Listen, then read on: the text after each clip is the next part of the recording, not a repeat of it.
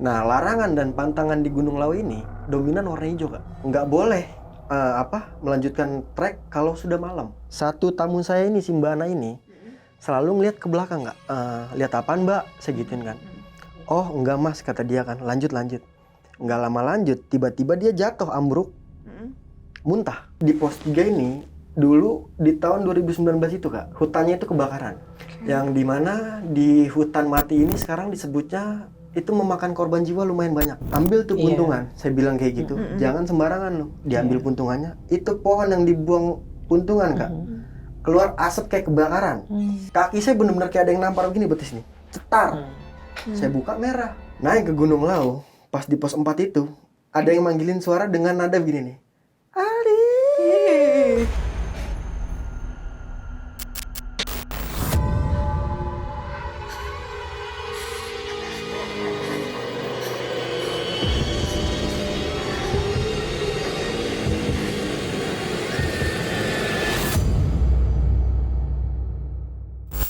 Alam selalu mempunyai ceritanya tersendiri. Di balik keindahannya, alam menyimpan banyak misteri yang tak terduga hingga menimbulkan bekas luka yang menakutkan dan tidak bisa kita sembuhkan hanya dengan seorang diri saja, tetapi juga membutuhkan bantuan dari Ia yang Maha Kuasa. Kok ketawa ngeledek ya?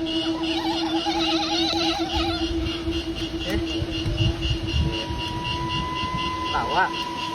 Hah? Tawa? Nyembur.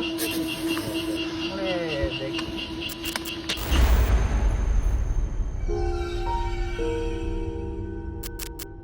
Selamat datang di Podcastis, podcast kisah mistis. Sebuah podcast yang menceritakan kisah-kisah mistis yang terjadi di dunia nyata maupun di dunia lain. Karena mereka sesungguhnya ada di sekitar kita. Balik lagi sama gue Monica Rachel dan juga praktisi supranatural kita, Kak Ana Anderson. Dan hari ini kita sudah kedatangan narasumber Mas Aldi. Apa kabar Mas? Alhamdulillah sehat, Kak. Nah, Mas Aldi ini kan ada cerita ya, waktu pendakian ke Gunung Lawu. Betul. Nah, cerita-cerita horor yang terjadi ini terakhir ya, pendakian paling terakhir ya? Terbaru banget, Kak. Oh, terbaru, sorry. Maksudnya terakhir itu maksudnya terbaru Iya, ya. benar. Boleh diceritain awal mulanya sebelum pendakian sampai kejadian-kejadian. Oke.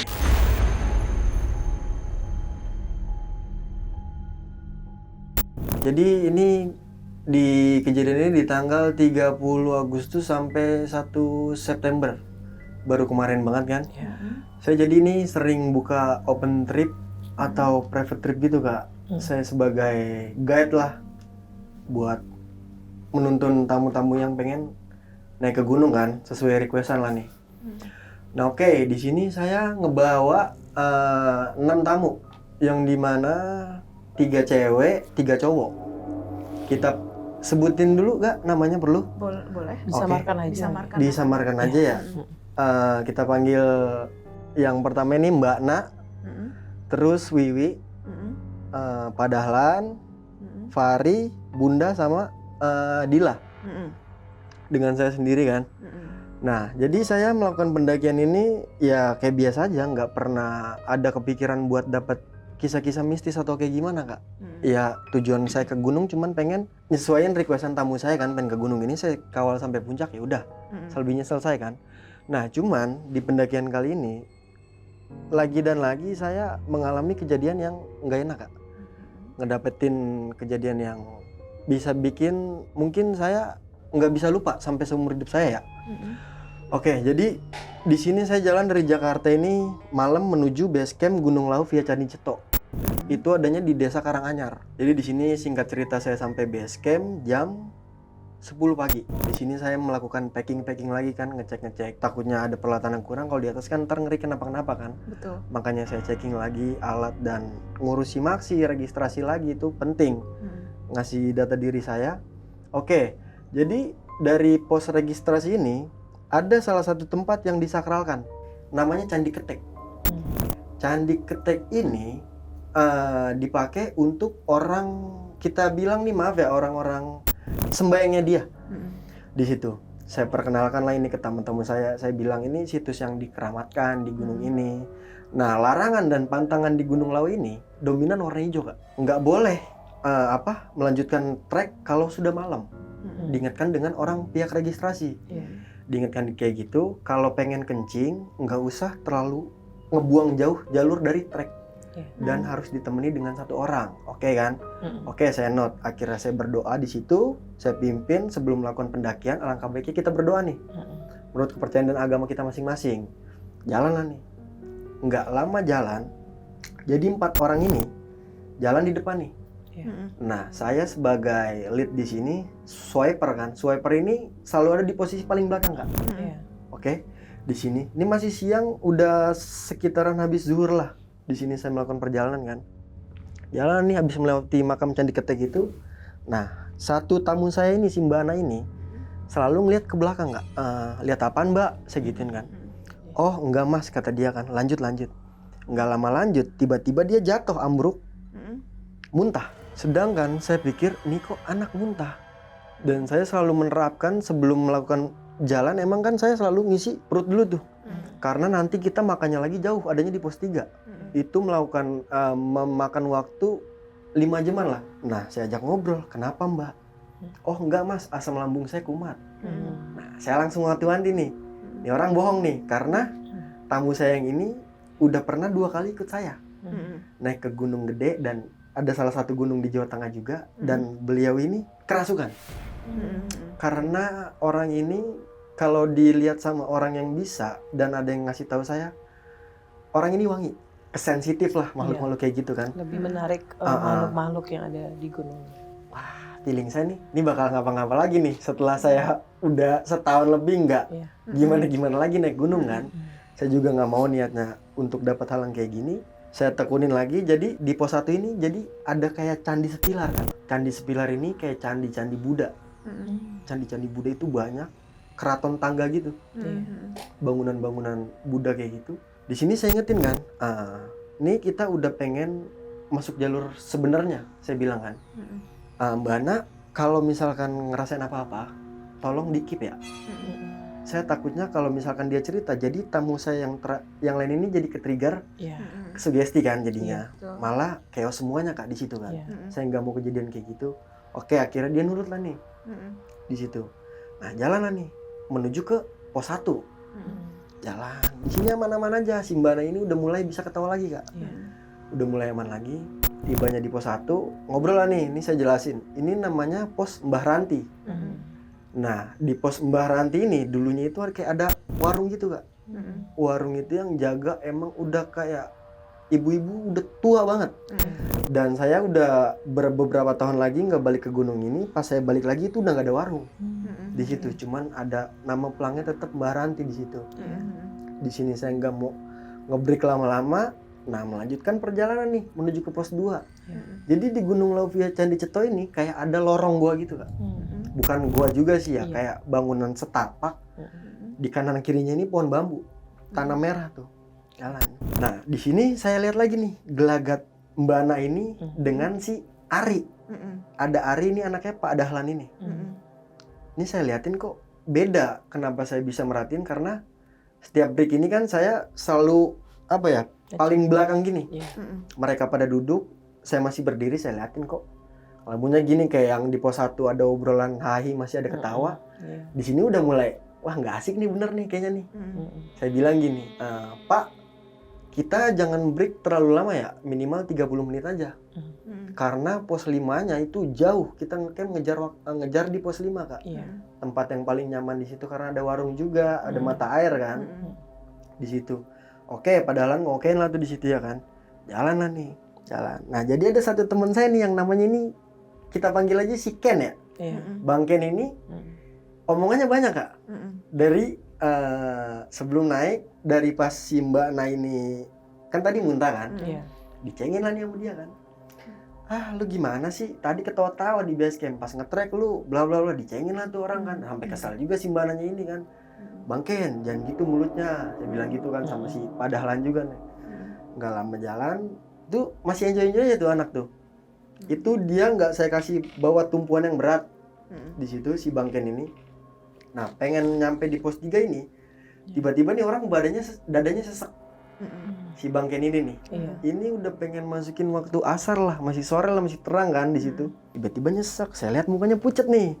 Sampai bilang gini, "Mas Al, saya nggak mau jalan paling belakang," kata dia. "Kenapa emang Ken?" Nggak, saya tanya lebih jelas lah tuh. Udahlah, saya bawa enjoy aja. Singkat cerita nih nyampe di pos 3. Nyampe di pos 3 ini ngisi air nih. Ini mata air pertama di Gunung Lawu. Di Via Ceto kan. Ngisi air ini banyak pendaki lah nih. Sampai terus padahalan segala macem lah tuh, ngumpul lah nih di sini kan. Sambil ngerokok, ngopi di situ kan. Ngebuka nasi yang tadi kita bungkus di base camp. Makan lagi dah tuh. Karena kita makan lagi nanti ketemunya di pos 5 Kak, di tempat camp. Oke, makan-makan di sini, ngobrol. Masuk ke jam maghrib itu jam 5:30 lah. Hawa udah mulai agak beda dan kabut udah mulai turun, berasa dinginnya dong di situ kan kalau kita break lama kan. Oke, lanjutin perjalanan nih. Nah, jadi di pos 3 ini dulu di tahun 2019 itu Kak, hutannya itu kebakaran. Yang dimana di hutan mati ini sekarang disebutnya itu memakan korban jiwa lumayan banyak. Ada 5 orang yang saya masih naik dulu lintas dari Cemorosewu lewat Candi Ceto itu, sekarang udah nggak boleh lintas kayak gitu Kak. Karena takut resikonya lebih tinggi kan, karena angka kematian pendaki zaman sekarang lebih banyak Kak. Karena banyak orang yang mungkin mendaki cuma ikut-ikutan, kita bisa bilang ya. Cuman pengen ikut tren segala macem di situlah. Balik lagi ke cerita, maghrib nih Kak sampai, pas banget di hutan mati. Di sini nyampe di hutan mati, rombongan semua jalan nih ngegeser nih, rombongan orang lain kan. Rombongan saya terpisah nih paling belakang nih. Saya dengan 6 orang ini paling belakang nih. Saya bilang, "Jangan jalan dulu ya." Saya bilang kayak gitu kan. Maghrib nggak baik pamali. Saya pengen kencing nih Kak ceritanya kan. Saya pengen kencing, diikutin lah dengan 1 orang nih, si Bangken nih, melipir agak ke kiri nih. Nah, ini jadi banyak bekas-bekas pohon kebakar Kak di sini Kak. Masih pada gosong, masih kelihatan lah tuh. Saya buang air kecil, maaf ya. Keluar asap. Dan di mana si Bangken ini ngerokok, dibuang cetak. Saya bilang, "Ambil tuh puntungan." Saya bilang kayak gitu. Jangan sembarangan loh, diambil puntungannya. Itu pohon yang dibuang puntungan Kak. Keluar asap kayak kebakaran. Nggak ada apinya. Plus keluar begitu aja. "Lu ambil kan?" Apaan gue bilang? Ke-trigger dari situ kan. Ini orang udah nggak banyak ngomong Kak di sini Kak, pas udah gelap. Oke, saya tegesin lagi sekali lagi dengan rekan-rekan tim ya. Kita di sini udah pasti kena malam nih. Karena ini masih jauh, kita masih ada di pos 3, belum sampai pos 4 nih. Saya bilang kayak gitu kan. Tuh udah nggak banyak omong lah tuh. Tamu-tamu saya yang lain, peserta yang lain udah lebih banyak diem. Udah nggak banyak omong kayak tadi kan. Jalanan nih menuju ke pos 4. Ini yang namanya kita jalan nge-trek malam ya kayak. Kita berebutan oksigen tuh. Kalau berada di hutan ya. Lebih sesak lah tuh napas tuh. Energi lebih banyak kekuras. Saya lagi jalan enak-enak Kak. Saya kan jalan paling belakang ya. Itu kaki saya nggak suka halusinasi, apalagi bengong di gunung ya. Kaki saya benar-benar kayak ada yang nampar begini betis nih, cetar. Saya buka merah. Saya bilang sama Pak Dahlan nih. Nah kebetulan Pak Dahlan ini orang yang kayak orang pintar gitu, orang agak bisa lah. Di sini si Pak Dahlan ini kan. Dipegang lah tuh kaki saya kan. Dipegang. Yang tadinya sakit banget udah kayak kram banget jalan Kak. Tiba-tiba jalan lagi tuh. Singkat cerita jam 8 malam sampai nih di pos 4. Nah, di pos 4 ini Kak, nggak boleh dipakai buat ngecamp. Tempat yang bisa kita bilang ini disakralin nih. Di pos 4 ini nih. Ya kan? Di sini ngebuka snack udah chaos juga, di sini udah dingin kan, perut juga udah kosong. Makan tadi terakhir sore jam 5. Di sini udah kemakan waktu udah jam 8 malam ya kan. Nah, ada salah satu tamu nih, kita panggil Bunda ya. Bunda pengen kencing di sini. "Mas, Bunda pengen kencing Mas," kata dia kan. "Di belakang ada toilet Bun." Saya arahin kayak gitu kan. Oke, nggak mungkin saya nemenin dong. Mbak Ana inisiatif yang nemenin nih. Ditemenin sama si Mbak Ana. Nah, dari pengakuan si Mbak Ana ini, pas dia nemenin Bunda kencing, Mbak Ana ini kayak ngelihat batang pohon, cuman dilihat pohon ini aneh. Pohon yang mana? Pohon ada bulunya. Kalau lumut mungkin warna hijau. Ini batang berbentuk bulu tebal kata dia. Itu tinggi sampai atas, sampai nggak habis-habis. Sampai pala dia ngedangak begini. Itu bertaring nggak sosoknya? Matanya celong merah melototin dia nih. Melototin sampai dia kabur kan tuh. Balik lagi ke tempat saya ngebreak. Pucat diem jongkok begini nih. Kayak orang ketakutan. "Mana selawatannya istighfar," saya bilang kan tuh. Si Pak Dahlan datang lagi nih. Mbak Na diingetin juga, dengerin kata Mas Aldi, salawatan jangan sampai kosong, dibilang kayak gitu kan. Emang nih udah rentan nih si Mbak Na ini dari pas di Candi Ketek siang-siang nih, kayak udah nyamber nih Kak dia nih. Oke lah, jalan lagi lah nih, di sini kan nggak mau ngebreak lama, jalan lagi nih. Ini ritmenya makin lama Kak. Yang estimasi saya dari pos 4 ke pos 5 ini cuman 1,5 jam lah. Ini saya sampai di jam 11 malam di camp area ya. Nah di camp area ini Kak, banyak dari pengakuan teman-teman saya ini ya, ini ngeliat sosok ini itulah. Saya udah nggak mau gubris, mungkin udah capek juga. Karena saya nge-backup juga kan di sini kan, jalan paling belakang, beban saya berat, saya bawa kan di situ. Oke lah, sampai di camp area ini pas langsung pada tidur salahnya. Nggak mau makan. Di sini, sedangkan saya lagi masak nasi, saya bikin rendang ayam tuh di situ kan, sama saya bikin goreng-gorengan di situ. Saya bangunin loh nih, yang makan cuman saya, Mbak Na, dan peserta yang si Bunda ini dan lain-lain itu kayak udah agak malas, mungkin udah kebangetan capek ya. Di situ kan nih, ya oke lah di sini nggak ada banyak percakapan kayak gimana nih. Datanglah nih pagi nih Kak, saya bilang kayak gini, yang mau summit. Saya nitip ke porter kan, karena kalau misalkan saya summit juga, dapur nggak ada yang megang Kak. Nggak mungkin dia turun dari puncak nggak makan, tega banget saya kan kalau kayak gitu kan. Oke lah nih, saya nitip ke porter, Mas Bejo, ini tolong dibawa ke puncak ya tamu saya. Oke Mas, siap kata dia kan. Ke puncak lah nih mereka nih, berempat apa berlima gitu, ke puncak. Nah jadi di Gunung Lawu via Candi Ceto ini udah terkenal Kak, yang dinamanya itu Pasar Dieng. Pasar setan Gunung Lawu. Nah, nyampe di Pasar Dieng ini, pengakuan si Ari dulu nih ya, di sini ya. Ari ini anaknya Pak Dahlan nih. Nah, jadi si Ari ini di bulan yang sama, di awal Agustus tanggal 4 ini, naik ke Gunung Prau. Ini anak ternyata sensitif banget Kak. Wangi banget ini anak si Ari ini kan. Yang dimana dia turun gunung ini, kata si Pak Dahlan ini 4 hari sakit. Sakitnya itu nggak berubah-berubah. Nah diliatin sama si Pak Dahlan dan dengan Umi, ada kita panggil Umi aja lah ya. Orang pinter. Nah si Ari ini sukmanya itu ditahan di sana, nggak dibolehin pulang. Disukain nama sosok di sana ya kan.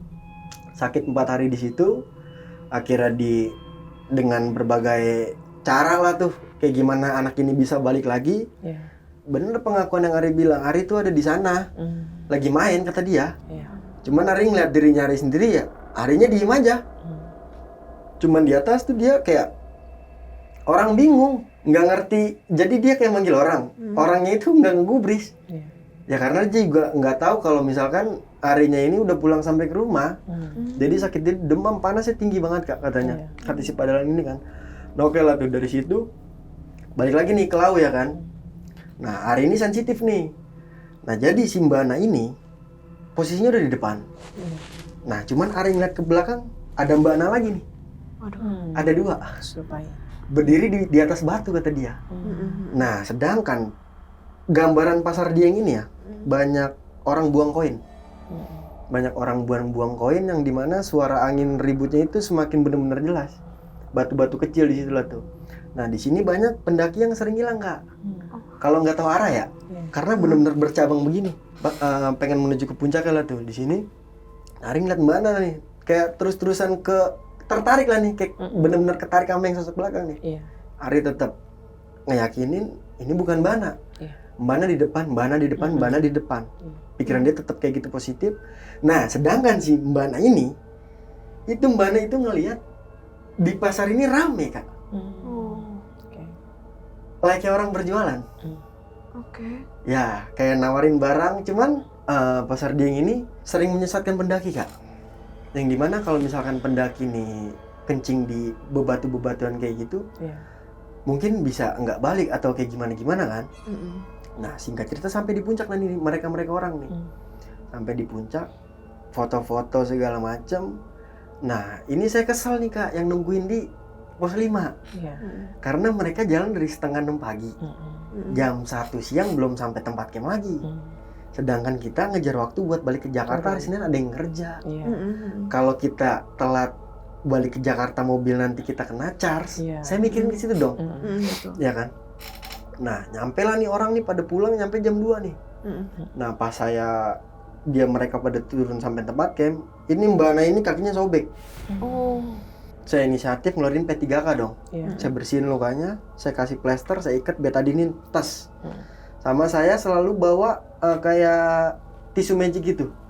Tisu magic ini ada gunanya Kak, bukan tentang ke hal yang negatif ya. Iya. Jadi nih, kalau misalkan kaki kita ini sakit, udah nggak bisa jalan, ngilu banget. Biar kebas. Nah itu Kak, gunanya satu biar kebas, buat nahan beberapa jam kan lumayan kan. Iya. Saya kasihin tisu magic nih. Anehnya Kak, pas perjalanan turun ini, Mbak Ana ini nggak ngerasain efek tisu magic itu. Oke. Kaki dia tetap sakit sepanjang jalan. Titik puncak chaosnya ini di pos 4 nangis histeris Kak. Ngelihat saya nangis histeris tuh di situ kan. Aku nungguin kamu kata dia. Lah ini apa-apa nih orang nih, saya bilang kan. Iya.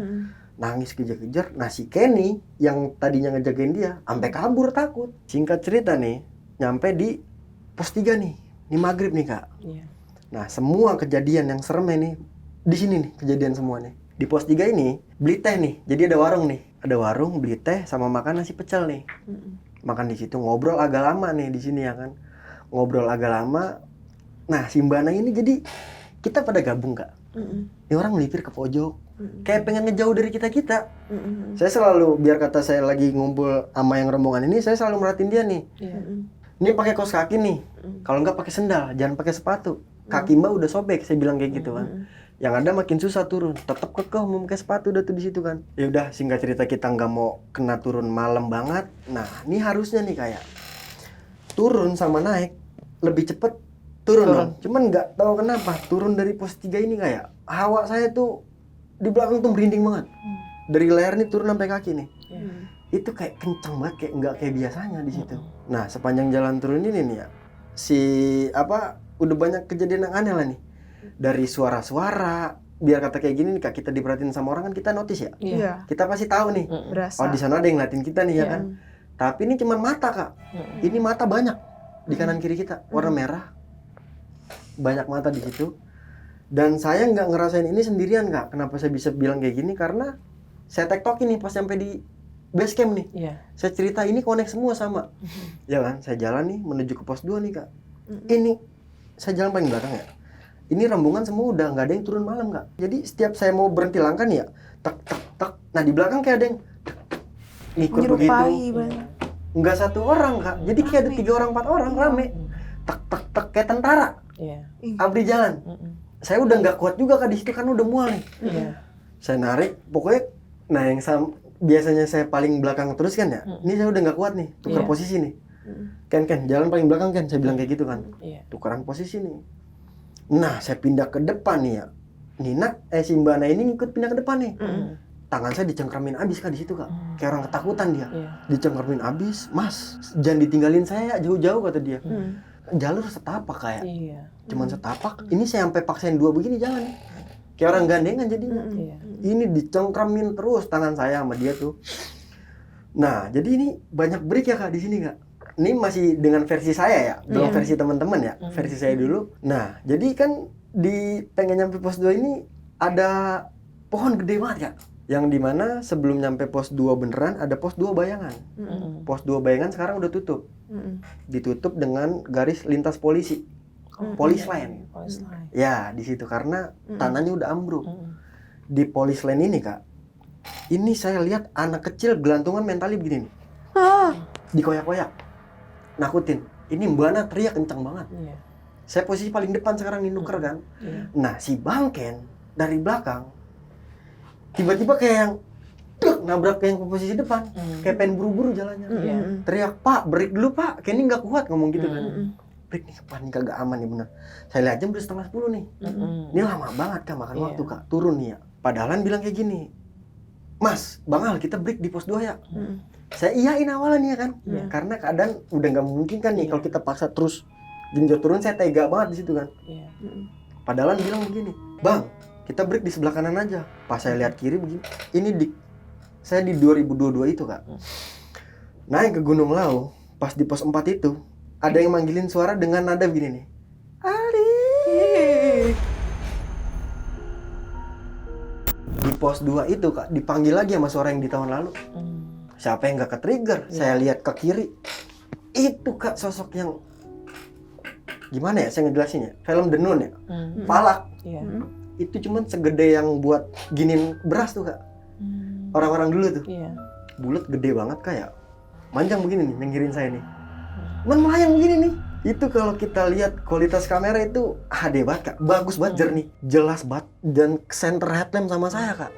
Saya bilang diri nggak ada break di sini, turun.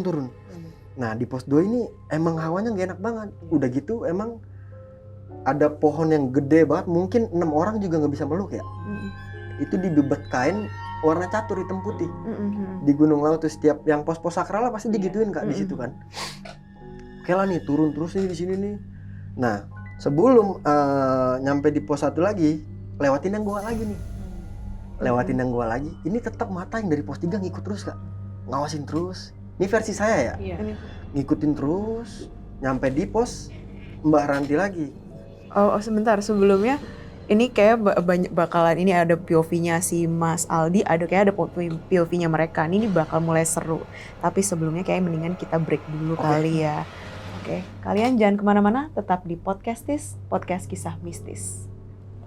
Dia tuh ngelihat pendaki, yang dimana saya ngeliat ke belakang emang ya nggak ada orang. Dia ngeliat pendaki, tapi ini lusuh Kak. Kata dia, pendaki ini lusuh, gendong keril, mukanya datar, nggak punya ekspresi sama sekali. Mbak Na nengok ke belakang pertama ada, pas nengok kedua kali itu hilang. Mbak Na, buka Mbak Na, cepetan, saya takut kayak gitu. Dibuka sama Mbak Na, itu nggak ada orang. Ya udahlah nih, dia wudhu kan ya, tidur nih Kak. Dia tidur, tuh kasur Kak, dikoyak kenceng banget kata dia, sampai dia jatuh ke lantai. Nah Mbak Na ini cuman dipegangin kakinya sama nenek-nenek. Dan saya pun itu ternyata turun ngegandeng, bukan ngegandeng Mbak Na.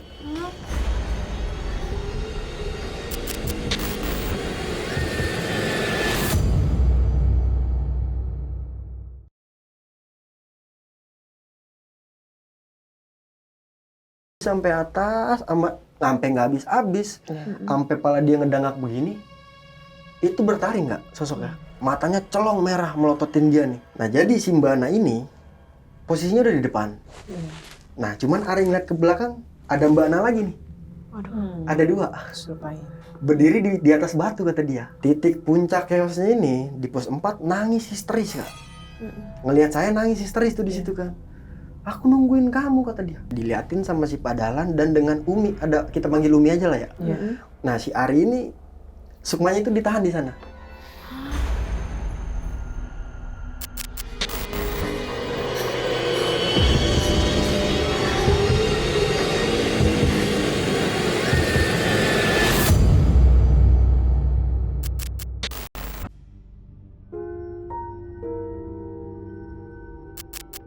Balik lagi ke Podcastis, podcast kisah mistis. Nah barusan kan tadi diceritain POV-nya Mas Aldi. Itu masih ada kejadian nggak setelah pos 2 itu? Masih ada Kak. Sampai mungkin putusnya ini di Candi Ketek lagi. Wah oke. Ya, ini saya lanjutin ya. Nah yang dari pos 2 ini yang pengen ngebreak si Padalan kan, ngajak saya ke kanan. Itu saya batalin karena ke-trigger kembali ke pendakian 2022 Kak. Yang ada yang manggil saya dengan Aldi. Itu nadanya melengking tinggi dan saya lihat sosoknya itu ya benar dia juga. Yang perawakannya itu kayak, jadi gini, kayak orang pakai kerudung. Ini matanya hitam, tengahnya putih, dan ini hitam banget kayak falak bener-bener Kak. Cuman ini gede dalam artian bukan gondoruo ya, beda sosok, dan ini ngeledek kayak ngeledek. Manggilin saya terus, dan tetap kayak yang sosok-sosok mata itu tetap kayak ngawasin dari pandangan yang saya lihat ya. Nah lanjut perjalanan lagi nih, jalan nih sampai di base camp jam 10:30. Nah kita sekarang ke POV-nya mungkin ke Mbak Na kali ya. Nah jadi Mbak Na ini pas dari Candi Ketek ini Kak, pas dari habis jurusan ngetrek ini, dia tuh ngelihat pendaki, yang dimana saya ngeliat ke belakang emang ya nggak ada orang. Dia ngeliat pendaki tapi ini lusuh Kak, kata dia, pendaki ini lusuh, gendong keril, mukanya datar, nggak punya ekspresi sama sekali. Mbak Ana nengok ke belakang pertama ada, pas nengok kedua kali itu hilang. Makanya dia langsung muntah, nabrak di situ Kak. Nah terus pas di goa ini dia tuh ngelihat nenek-nenek kayak gitulah. Dia dikasih gambaran nih, udah nggak enak nih di sini nih. Di pos 2 ini. Nah terus pas di pos 4 nih ya, yang dia nemenin Bunda kencing itu sosoknya ngikut Kak. Saya nggak tahu itu sosok yang dari Gunung Lawu ngikut, apa emang sosok yang ada di kosan dia ya. Tapi dengan yang sepenglihatan Mbak Ana ini sering sampai nampak soalnya Kak. Nampak kayak yang di atas gunung ditampakin. Nah itu adanya di atas genteng kontrakannya si Mbak Ana ini ngikut ke rumah. 7 hari Mbak Ana sakit Kak. Ini kan udah hampir sebulan nih. Sampai baru sembuhnya 2 hari kemarin. Jadi kakinya Mbak Ana ini sering bengkak. Bengkak tiba-tiba. Lagi jalan ya, tiba-tiba dia ambruk. Jatuh. Kakinya bengkak, sakit. Ngebet lagi kayak yang pas di atas gunung itu, pas dari Pasar Dieng. Nah, pas di Pasar Dieng ya itu yang tadi saya bilang rame banget Kak. Kayak orang berjualan, orang jual beli, cuman bahasanya bahasa Jawa. Mungkin tuh bahasa kejawen Jawa kuno ya, masih Sanskerta gitu Kak. Ini kasihannya Mbak Ana ini pas di kos ini, dia kerja jam 7 pagi, tidur habis subuh. Jadi kan keadaannya semakin drop ya. Sampai pas saya ketemu, ini kok orang kasihan banget, matanya udah hitam banget Kak. Kayak bener-bener orang stres gitu, orang kurang tidur banget. Ya udahlah, akhirnya dia inisiatif mungkin ya. Udah Mbak, semuanya mungkin dimintain tolong sama Padahalan coba. Di video call itu akhirnya kan. Padahalan sama temennya si Mbak Wiwi ini. Coba Mbak, kameranya tarik ke belakang, ganti kamera kata dia gitu kan. Mbak Ana di mana nih sering yang diganggu? Nih di sini katanya, di satu di tembok sering digedor Kak. Di atas gentengnya itu sering ada orang ngelangkah kayak orang lari. Orang dok begitu, udah lari. Dikasih sentran begitu. Orang yang bisa ngeliat ini sampai kaget juga Kak. Ini ada dokumentasinya, difoto sama dia kan.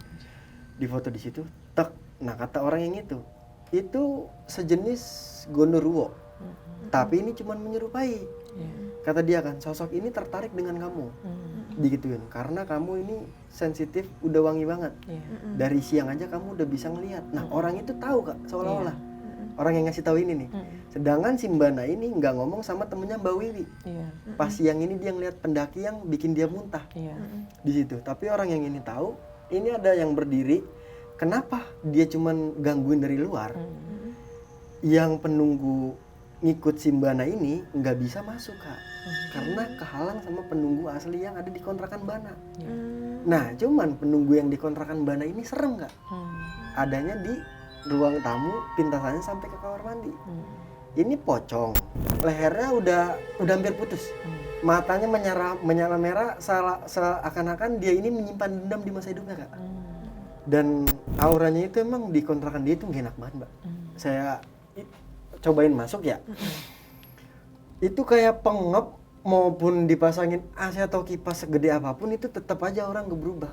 Karena dari bawaan yang penunggu yang dikontrakan kali ya. Dan si Mbak Ana ini juga sering kerap-kerap. Pernah sewaktu-waktu gini. Kan saya jadi main ke kontrakannya. Ramean nih. Dengan Ari, dengan si Mbak Wiwi. Jadi saya udah pada pamit pulang nih. Nah, Mbak Ana ini tidur Kak. Katanya dia ada yang ngetok-ngetok nih. Suara-suara saya. Manggilin dari depan. Tok-tok-tok. Mbak Ana, buka Mbak Ana cepetan. Saya takut kayak gitu. Dibuka sama Mbak Ana. Itu nggak ada orang. Ya udahlah nih, dia wudhu kan ya. Tidur nih Kak. Dia tidur tuh kasur Kak. Dikoyak kenceng banget kata dia. Sampai dia jatuh ke lantai. Sampai dia jatuh, dia nangis di situ subukan tuh. Pas dia habis begini nangis, dibuka mata. Itu sosok yang hitam gede lagi Kak. Akhirnya mungkin kasihan juga mungkin sama dia ya. Mbak Ana udah coba buat dinetralisir bener-bener sampai bersih. Akhirnya sekarang kakinya juga udah aman nih. 2 hari ini dia udah bener-bener bersih lah nih. Alhamdulillah ya. Ya itu sih versi si Mbak Ananya ini Kak. Nah sekarang kita ke versi si Ari ya. Nah Ari ini menarik nih.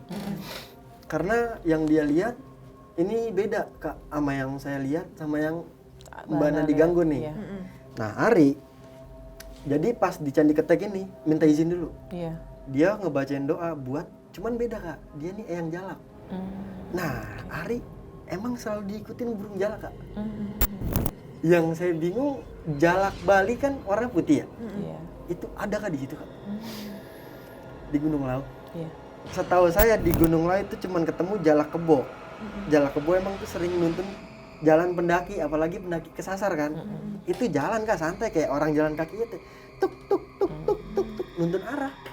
Dan yang Ari lihat Mbak Na ini bener dia ditempel Kak sama dari pos 4 nih. Ketabrak si Mbak Na. Wah, saya ada yang lupa Mbak Na Kak. Mbak Na pas tidur di Kemarea ya. Pakai sleeping bag. Iya. Ini sleeping bag dia ditarik dibuka. Sampai kaki. Itu udah kebuka ngablak. Nah, dia pengen keluar takut Kak. Iya. Karena dia ngelihat sosoknya. Yang nemenin si Bunda kencing. Iya. Sosoknya ini jadi bener-bener tertarik dengan si Mbak Na. Di situ dia ngebilangin ke saya pas udah turun di base camp ya. Iya. Awal tenda nih. Iya. Tenda yang seret. Jelas banget suara tenda juga kebuka kan ya. Ditambah lagi nih sleeping bag ya Kak. Jadi berarti kan gak main-main kalau udah ngeganggunya begini ya. Balik lagi ke pandangan Ari nih. Nah, Ari juga kan jadi tidur nih tenda begini Kak. Tenda cewek, saya hadepin nih sama tenda cowok nih. Iya. Ya kan, saya bikin hadap-hadapan kayak gitu. Nah, Ari ngeliat nih, dari tenda yang cewek ini, Ari mendusin tengah malam, pikiran Ari nih nggak enak, feelingnya ke tenda cewek nih. Dan bener aja mungkin Mbak Na itu ngerasain kayak gitu. Nah, pas di pasar dia yang Ari jalan, itu sosok yang Mbak Na ini menyerupainya, ternyata sosok yang dari pos 4 Kak, yang ikut si Mbak Na sampai ke rumah. Itu menyerupai mungkin pengen nyelakain ya. Kalau mungkin si Ari tertarik dengan sosok yang belakang, ya Allah alam ya. Arinya bisa pulang apa kagak ya di sini ya.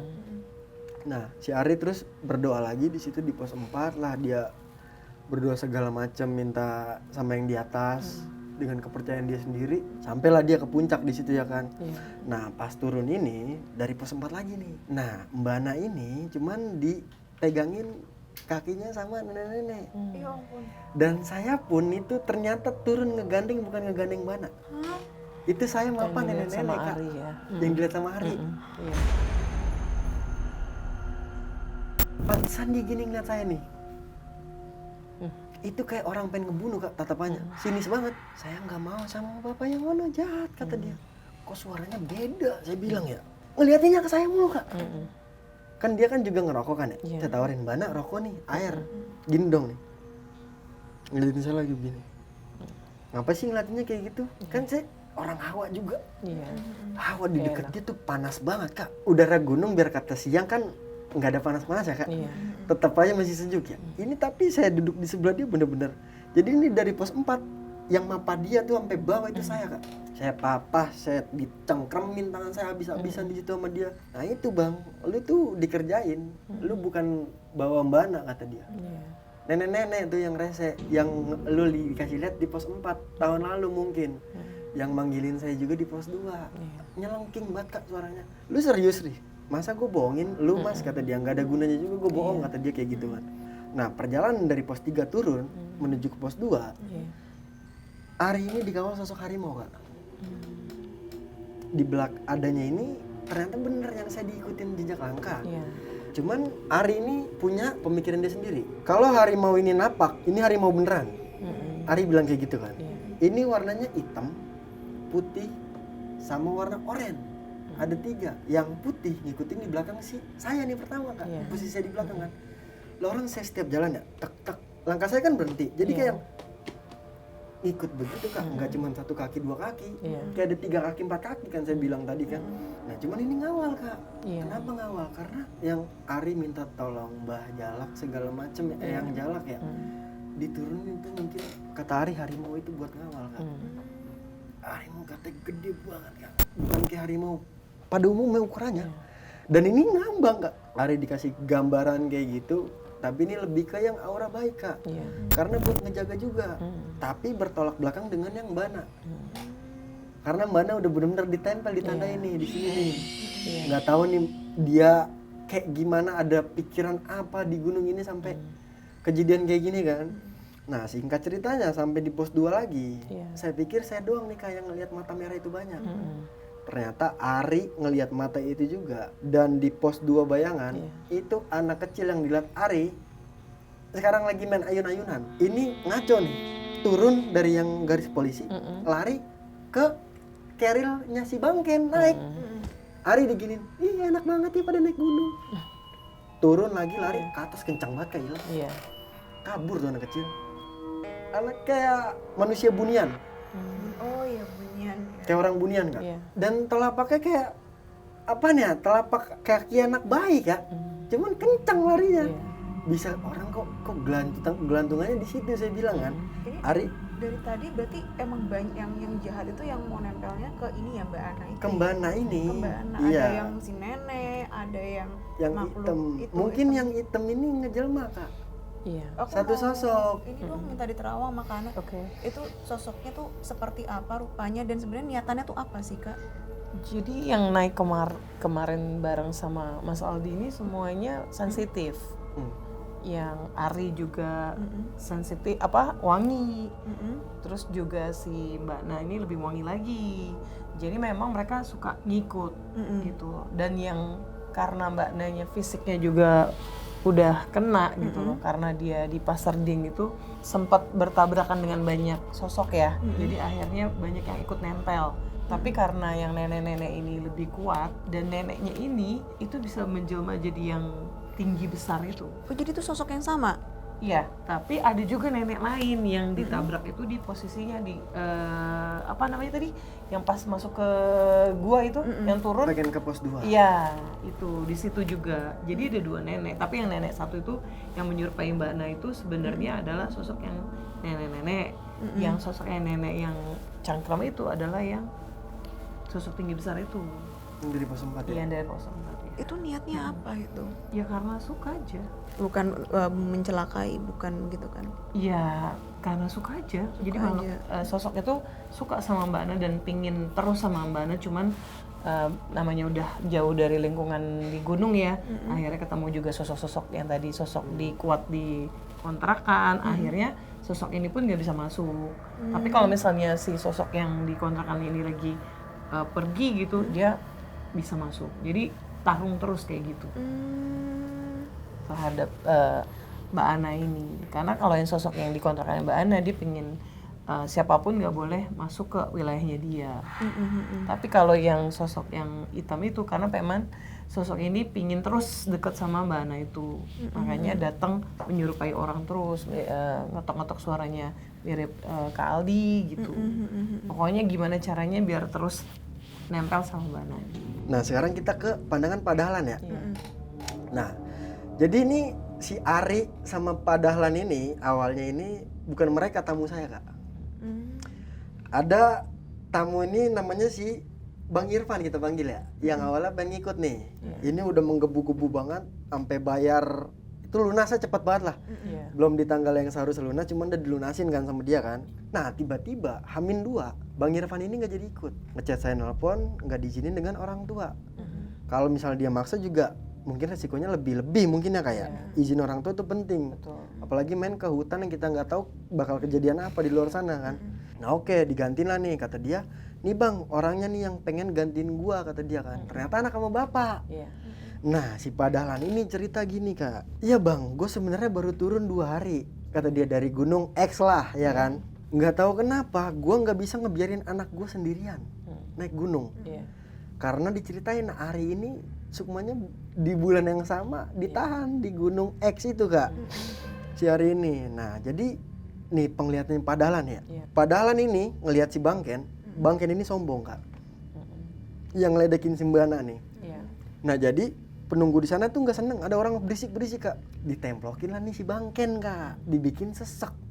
Orang tadinya banyak omong tiba-tiba mukanya pucat, pas udah berubah ganti malam, nah kaki saya bener-bener kayak ketampar betis saya. Orang saya lagi jalan enak, lagi santai kan, enjoy, dengerin musik saya pelanin lah tuh ya kan, karena saya jalan paling belakang Kak. Itu bener-bener kayak ketabrak atau ketampar kayak dek, langsung ngegloyor jatuh saya Kak, sebelah kanan. Nah yang saya aneh lagi emang padahal tiba-tiba connect, notice saya kan, seolah-olah tahu saya ngejadiin apa-apa nih. Dia tunggu situ biar gue yang turun ke bawah kata dia kan. Padahal mungkin banyak lihat sosok Kak, cuman ditahan sama dia nih. nggak mau diceritain kan di situ.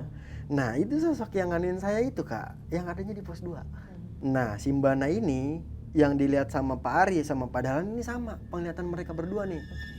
Sampai pas kita turun gunung pun Mbak Na ini di video call, kata si Umi, Mbak ini belum bersih, masih ngikut. Saya cuman pikiran saya gini, kalau ketemplokan atau ketempelan 2 hari 3 hari hilang sendiri. Oh enggak juga. Itu saya salah ternyata Kak, bener. Enggak juga loh. Ngikutnya ini ngaco ini, yang sama si Mbak Na ini. Itu kesalahan saya satu di situ. Nah si Pak Dahlan ini kembali lagi ke Wiwi. Wiwi ini emang Mbak Wiwi ini lebih ke diem, nggak banyak omong. Banyak hal yang mungkin dialamin sama Mbak Wiwi juga. Dan saya tanya juga emang tertutup orangnya Kak. Jadi saya susah ngulik Mbak Wiwi ini nih. Cuman di penglihatan Pak Dahlan, pas saya ngebreak dari pos 4, pengen ke pos 5. Jadi ada gundukan tanah nih ya, yang buat nyender gini Kak. Itu Pak Dahlan lagi mainin headlamp. Headlamp baru emang. Center kan, di center sama dia pohon Kak. Lah ada yang begini Kak, nangkring. Saya langsung, Pak matiin ya Pak, saya bilang. Lah Mas Aldi bisa ngelihat kata dia, udah diem Pak, saya bilang kayak gitu kan. Jalan nih jalan lagi, terus sepanjang jalan itu Kak, padahal malah sering diganggunya pas perjalanan naik Kak. Karena emang kayak apa ya, semakin kita ngeluh di gunung ya kayak, semakin senang diganggunya Kak. Semakin berat, semakin lama pikiran kita tuh udah pengen sampai tempat camp terus, makanya itu harus dibuang jauh-jauh sih pikiran kayak gitu Kak. Dan ini kejadiannya gila banget ya. Ya ampun, bener-bener gue nggak bisa ngebayangin kalau gue sendiri bukan orang yang pernah naik ke gunung. Dan ini cita-cita ini jujur bikin gue agak takut juga sebenarnya naik gunung. Tapi emang balik lagi ya, apapun tujuan kita asalkan baik pasti akan dilindungi ya. Jadi gitu mungkin pembelajaran untuk kita hari ini. Dan makasih banget Mas Aldi udah datang ke Podcastis, udah berbagi ceritanya buat kita dan mungkin teman-teman yang nanti mau naik gunung lebih berhati-hati, berdoa, terus juga pikirannya harus yang positif ya. Dan sekarang kita masuk ke ghosting.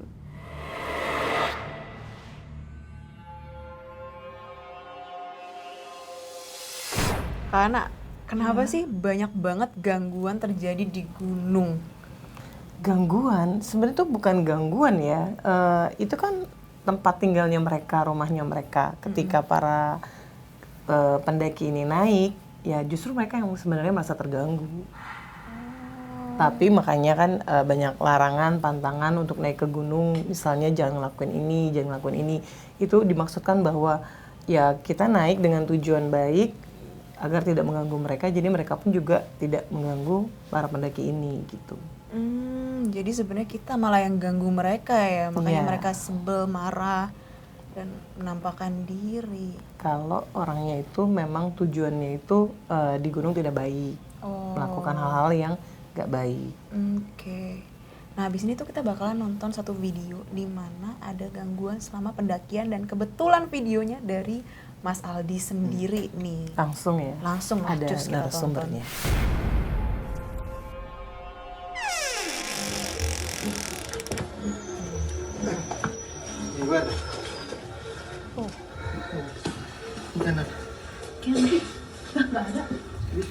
Kabut ya?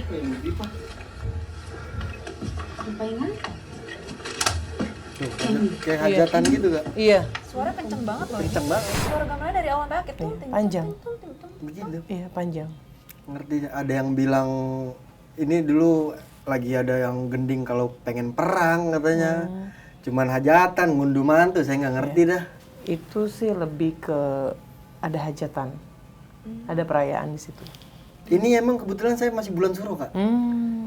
Tapi waktu nge-track itu belum gak ada suara sama sekali, gending-gending itu. Kita lagi ngobrol asik Kak, nggak kedengeran sama sekali dan suara dari bawah udah ke atas kan udah nggak mungkin masuk Kak, udah rapet. Vegetasinya kan udah bener-bener hutan. Kecuali kita masih di bawah di Candi Ketek di pos 1-nya tuh, itu masih mungkin suara ajan kedengeran.